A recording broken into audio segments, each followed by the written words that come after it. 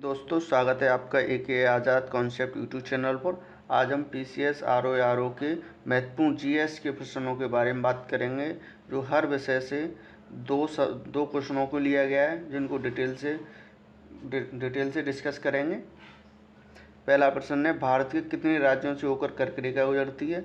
भारत के 8 राज्यों से होकर कर्क रेखा गुजरती है, जिनको आप पश्चिम से वेस्ट से ईस्ट याद रख सकते हो। ठीक है, इनका क्रम है गुजरात, राजस्थान, एमपी, छत्तीसगढ़, झारखंड, पश्चिम बंगाल, त्रिपुरा, मिजोरम। अगर आप इनको ट्रिक से याद करना चाहो तो ट्रिक से याद कर लो। इनकी ट्रिक है छत्तीसगढ़ के गरम खंड में पत्र मिला। छत्तीसगढ़ से छत्तीसगढ़, ग से गुजरात, र से राजस्थान, म से मध्य प्रदेश, खंड से झारखंड, प से पश्चिम बंगाल, त्र से त्रिपुरा और मिला से मिजोरम। 9 राज्य भारत के ऐसे हैं जो समुद्री सीमा बनाते हैं। भारत के जो तटीय राज्य हैं उनको आप क्रम से याद रख सकते हो। पहले गुजरात पड़ेगा, गुजरात से नीचे आओगे आप तो आपको महाराष्ट्र पड़ेगा, महाराष्ट्र से नीचे गोवा है, गोवा से नीचे आओगे तो कर्नाटक पड़ेगा, कर्नाटक के नीचे केरल, केरल से फिर ऊपर चलोगे तमिलनाडु, फिर उससे ऊपर चलोगे आंध्र प्रदेश, फिर ऊपर से ऊपर चलोगे तो उड़ीसा, उड़ीसा से ऊपर पश्चिम बंगाल। ये 9 राज्य हैं जो समुद्र से सीमा बनाते हैं। 5 राज्य ऐसे हैं भारत के जिनसे 82.5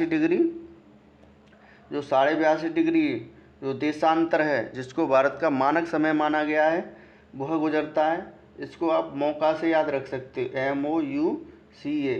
ठीक है, समय को मौका से भी याद रख सकते हो, जिसको आप M से मध्य प्रदेश, O से उड़ीसा, U से यूपी और C से छत्तीसगढ़ और A से आंध्र प्रदेश। अगला question,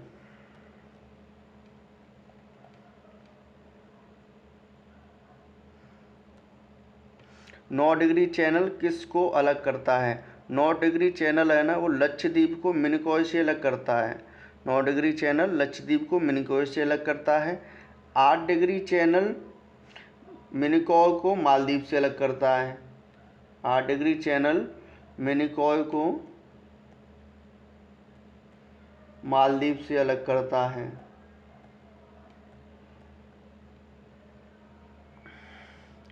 10 degree channel little Andaman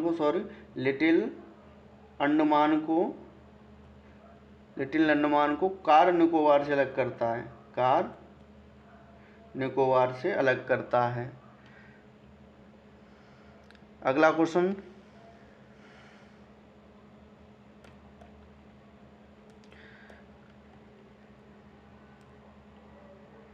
समवर्ती सूची किस देश से ली गई है? समवर्ती सूची तुम्हारी ये ऑस्ट्रेलिया से ली गई है। ठीक है, और इसी के साथ ही संयुक्त बैठक भी ऑस्ट्रेलिया से ली गई है। कनाडा से संघीय राज्य और अवशिष्ट शक्तियाँ ली गई हैं। अमेरिका से मूल अधिकार और राष्ट्रपति पर महाभियोग, इसके साथ साथ न्यायपालिका की स्वतंत्रता ली गई है। आयरलैंड से DPSP को ग्रहण किया गया है। संविधान संशोधन किस अनुच्छेद में किया गया है? संविधान संशोधन अनुच्छेद 368 में प्रावधान किया गया है और इसका भाग 20 है। ठीक है, 20 को आप ऐसे याद रख सकते हो कि बहुत हो गए संविधान संशोधन, अब बस करो, बस से आप 20 को याद करोगे और आर्टिकल 368 है। 280 में वित्त आयोग का गठन दिया गया है। 324 में चुनाव आयोग का गठन है। 124 में सुप्रीम कोर्ट का गठन के बारे में जानकारी मिलती है। अगला क्वेश्चन, चौथी पंचवर्षीय योजना कब प्रारंभ की गई थी? चौथी पंचवर्षीय योजना कब प्रारंभ की गई थी? पहली 1951 से 1956 में पहली पंचवर्षीय योजना प्रारंभ की गई थी। 1951 में पहली पंचवर्षीय योजना जो 1956 तक चली थी, जिसका जो मॉडल था हैरो-डॉमर मॉडल था। हैरो-डॉमर मॉडल था, ठीक है, और इस पर कृषि पर बल दिया गया था। दूसरी पंचवर्षीय योजना 1956 से 1961 तक चली। इस पर उद्योगों में बल दिया गया था। इसमें उद्योगों पे बल दिया गया था। पहले में कृषि और दूसरे में उद्योगों पे बल दिया गया था। इसमें 3 इस्पात संयंत्रों की स्थापना होती है। इस्पात संयंत्रों की स्थापना होती है और उद्योगों के साथ साथ इसमें संचार है, रेलवे है, क्योंकि उसी पे बल दिया गया था। इनको आप जो 3 संयंत्र जो से भिलाई है, राउरकेला है, राउरकेला और दुर्गापुर, ठीक है, इनका आप एक ट्रिक से याद रख सकते हो। भीरू राज दुबे, भीरू राज दुबे, भीरू राज दुबे। बे से भिलाई जो छत्तीसगढ़ राज्य में पड़ता है, जो रूस की सहायता से खोला गया था। रा से राउरकेला जो जर्मनी की सहायता से खोला गया था, जो उड़ीसा में पड़ता है। और दुबे से दुर्गापुर ब्रिटेन की सहायता से खोला गया था, ये पश्चिम बंगाल में पड़ता है। आगे देखते हैं।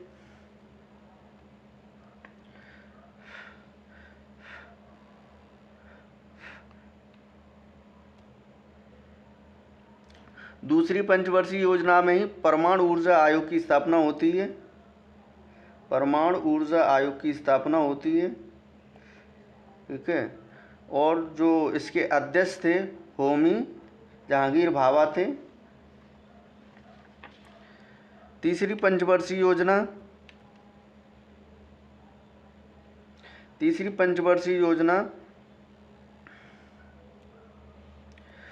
1961 से लेकर 66 तक चलती है। यह भारत की सबसे असफल पंचवर्षीय योजना मानी जाती है, क्योंकि इसमें भारत ने कई संकटों को झेला था। 1962 में भारत और चाइना से युद्ध हुआ था। फिर 64 में जवाहरलाल नेहरू की मृत्यु हो जाती है। 65 में भारत पाकिस्तान से युद्ध होता है और 65 में ही लाल बहादुर शास्त्री की मृत्यु हो जाती है। इतने महत्वपूर्ण संकटों के बावजूद भारत ने अपने को संभाले रखा और जो तीसरी पंचवर्षीय योजना थी उसे असफल हो गया। भारत अगली पंचवर्षीय योजना लागू करने के लिए उसके बाद पैसा नहीं था, तो इसीलिए भारत ने एक योजना अवकाश को अपनाया, जिसमें वार्षिक योजना को बल दिया गया। वार्षिक योजना चलाई गई जो 1966 से लेकर 69 तक चलती है। 3 साल तक योजना अवकाश रहा, जिनमें 1 वर्षीय योजना चलाई गई, वार्षिक योजनाएं चलाई गईं। इसी में ही खाद्यान्न की कमी को पूरा करने के लिए हरित क्रांति की शुरुआत होती है। चौथी पंचवर्षीय योजना 1969 से 1974 तक चलाई जाती है। इसी में ही 1969 में 14 बैंकों का राष्ट्रीयकरण होता है और 1971 में भारत पाक से युद्ध होता है और नया देश बांग्लादेश का गठन होता है। और 1974 में पहला परमाणु परीक्षण होता है। परमाणु परीक्षण करने वाला भारत 6वां देश बनता है। 6वां देश। इससे पहले 5 वो राज्य हैं जो संयुक्त राष्ट्र संघ में 5 स्थायी सदस्य हैं, उनके बाद 6वां भारत बनता है, जो 1974 में पहला परमाणु परीक्षण करता है। एक में पूरी सारी पंचवर्षीय योजना को देख लेते हैं क्रम।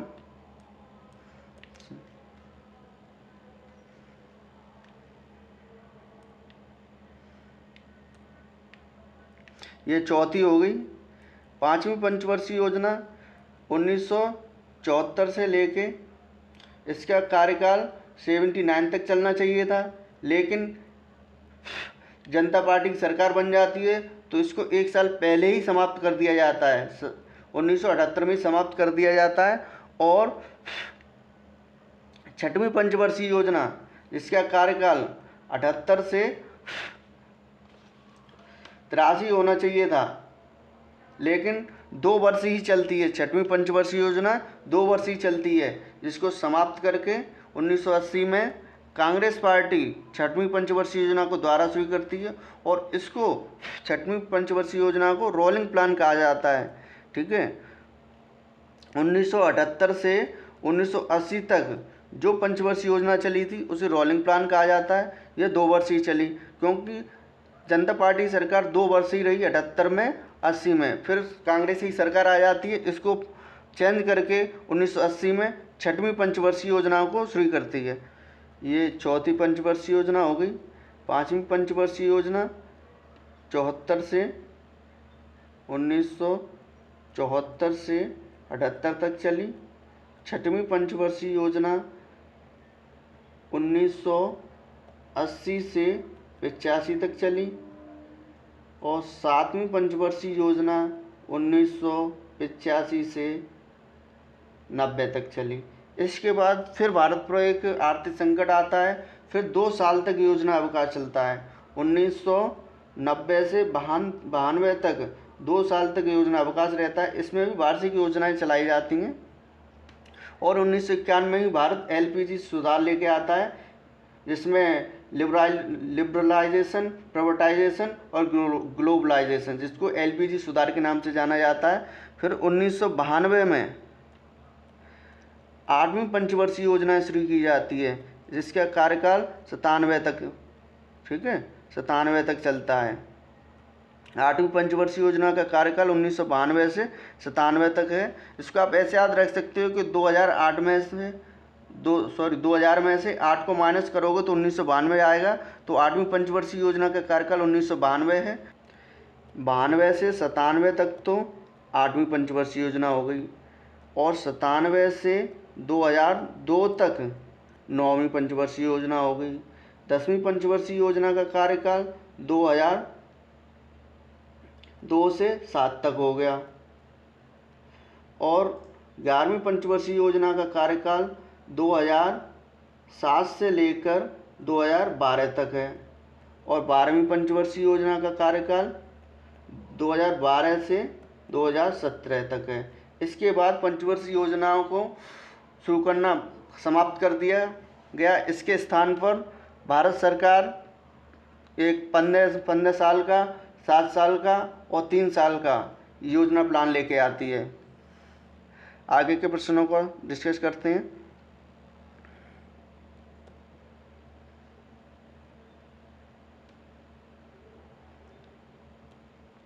स्टेट बैंक ऑफ इंडिया की स्थापना कब की गई थी? स्टेट बैंक ऑफ इंडिया की स्थापना 1955 में की गई थी। देखो, अगर इसको ध्यान से देखा जाए तो 1921 में 3 बैंकों को मिलाकर इंपीरियल बैंक की स्थापना होती है। इंपीरियल बैंक की स्थापना होती है, जिसमें 3 बैंक थी। एक तो bank of Madras, bank of Bombay और बैंक ऑफ बंगाल। 3 बैंकों को मिलाकर इंपीरियल बैंक बनती है।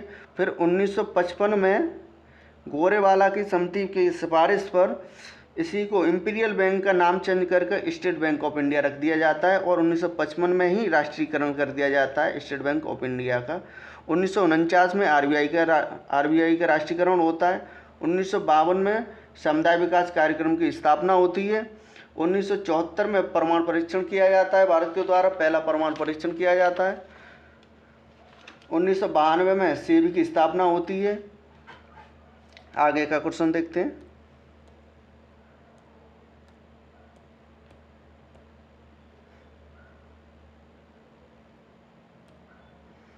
भारत छोड़ो आंदोलन कब प्रारंभ किया गया था? भारत छोड़ो आंदोलन 1942 में प्रारंभ किया गया था। 1942 में ही क्रिप्स मिशन भारत आता है और भारत छोड़ो आंदोलन प्रारंभ होता है। 1930 में सविनय अवज्ञा आंदोलन प्रारंभ होता है, दांडी मार्च होता है, पहला गोल में सम्मेलन होता है। 1920 में असहयोग आंदोलन प्रारंभ होता है और खिलाफत आंदोलन, दोनों साथ साथ चलते हैं। 1916 में लखनऊ अधिवेशन होता है, घोमडू लीग की स्थापना होती है और लखनऊ अधिवेशन में ही मुस्लिम लीग और कांग्रेस के बीच समझौता होता है और लखनऊ अधिवेशन में ही कांग्रेस के गरम दल और नरम दल दोनों का मिलन होता है। अगला क्वेश्चन, संविधान सभा की स्थापना कब की गई थी? संविधान सभा की स्थापना 1946 में की गई थी। 1946 में और भी कई कार्य हुए थे, जैसे माउंटबेटन योजना बनाई गई थी, अंतरिम सरकार का गठन हुआ था, कैबिनेट मिशन भारत आया था और 13 दिसंबर 1946 को जवाहरलाल नेहरू द्वारा संविधान सभा में उद्देश्य प्रस्ताव प्रस्तुत किया गया था और 22 जनवरी 1947 को जिसको पारित कर दिया गया था। 1940 में लॉर्ड लिनलिथगो द्वारा अगस्त प्रस्ताव प्रस्तुत किया जाता है और 1940 में ही व्यक्तिगत सत्याग्रह प्रारंभ किया जाता है। 1940 में ही व्यक्तिगत सत्याग्रह प्रारंभ किया जाता है, जिसके पहले सत्याग्रही विनोबा भावे और दूसरे जवाहरलाल नेहरू थे। 1923 में स्वराज पार्टी की स्थापना होती है मोतीलाल नेहरू द्वारा।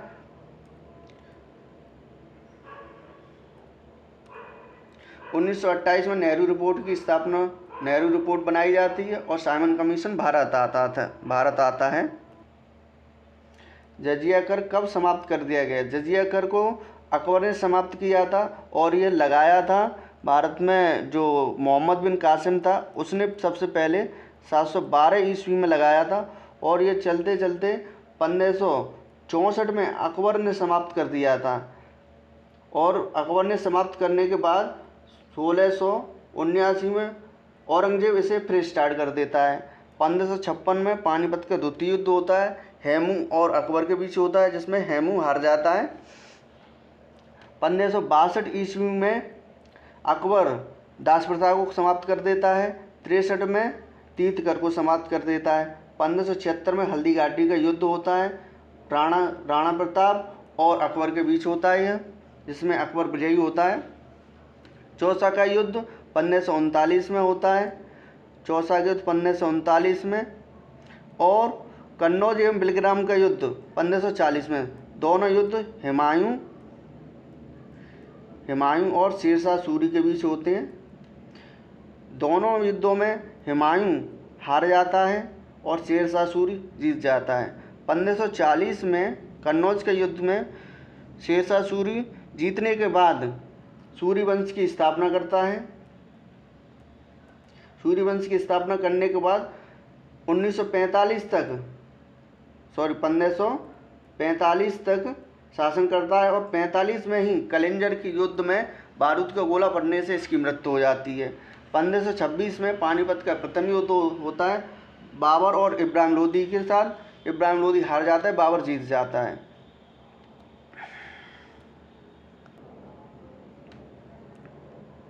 1191 में तराइन का प्रथम युद्ध होता है, जो मोहम्मद गौरी और पृथ्वीराज चौहान के बीच में होता है, जिसमें पृथ्वीराज चौहान विजयी होता है और मोहम्मद गौरी की हार होती है। फिर 1192 ईस्वी में तराइन का द्वितीय युद्ध होता है, जो गौरी और पृथ्वीराज चौहान के बीच में होता है, जिसमें पृथ्वीराज चौहान पराजित होता है, गौरी की विजय होती है। यहीं से मुस्लिम साम्राज्य की स्थापना मानी जाती है। 1194 ईस्वी में चंदावर का युद्ध होता है, जो जयचंद और मोहम्मद गौरी के बीच में होता है, जिसमें जयचंद पराजित हो जाता है।